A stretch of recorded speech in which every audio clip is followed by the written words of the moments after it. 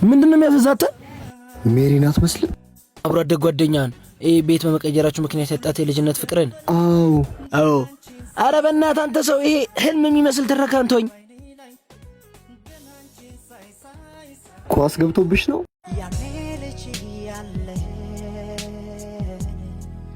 አንቺ ሰማይ ጭራሽ ወደ ቤት ግቢ እያልኩሽ መኪና ስር ልትገቢ ነው? ናይ ባይ ግቢ። ሜሪ ቃል አስታወሽ? አድገሃል። ሻይ ቡና እንበል። ናይ እንሂድ። እሺ እሑድ እንገና። አትችልም፣ የገዳም ጉዞ አላት።